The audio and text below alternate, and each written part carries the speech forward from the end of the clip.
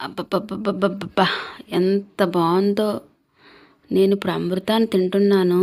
చాలా బావుంది. అప్పటి రోజుల్లో మనుషులు ఏం చేసేవారంటే, నైట్ మిగిలిపోయిన అన్నంలోని నైట్ మిగిలిపోయిన గంజేసుకొని, అందులో సాల్ట్ ఏసుకొని, నిమ్మకాయ పిండుకొని, పక్కన ఉల్లిపాయో, పచ్చిమిరపకాయో పెట్టుకొని, ఇంకేం అక్కర్లేదు. ఏ కూర అక్కర్లేదు, ఏది అక్కర్లేదు. నంచుకొని తింటే ఉంటది. అబ్బా! వెయ్యేలుగున బలం వస్తదనమాట. అంత టేస్టు, అంత బలం కూడాన. మనకు కరోనా టైంలో కూడా చెప్పేవారు. నైట్ మిగిలిపోయిన అన్నంలో తింటే దాంట్లో ఉన్న బ్యాక్టీరియా మన బాడీలోకి వెళ్ళడం వల్ల చాలా మంచిదవుతది.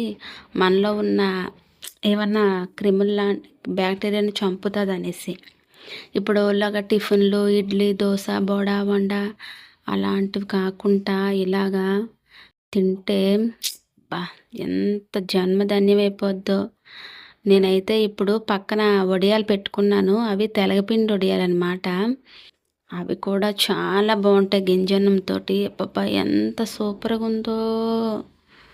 అప్పుడోళ్ళు ఇది తినే కొండంత పని చేసేవారు. టిఫిన్‌లుండేవి కాదు, ఏముండేవి కాదు. కొండంత పని చేసేవారు. ఇంటికొచ్చి మళ్ళీ ఇది తినేవారనమాట గింజన్నం. ఈ అమృతాన్ని తినేసి అంత పని చేసేవారు. మీరు కూడా ఒకసారి ట్రై చేయండి. చాలామంది తినే ఉంటారు. ఒకసారి ట్రై చేయండి. చాలా బావుంటది. పిల్లలకు కూడా పెడుతుండండి. ఎప్పుడు టిఫిన్‌లే కాకుండా చలవ చేస్తది. అండ్ ఆల్సో మంచిది కూడా హెల్త్‌కి. నా వీడియో గనుక నచ్చినట్టయితే లైక్, షేర్ అండ్ సబ్స్క్రైబ్.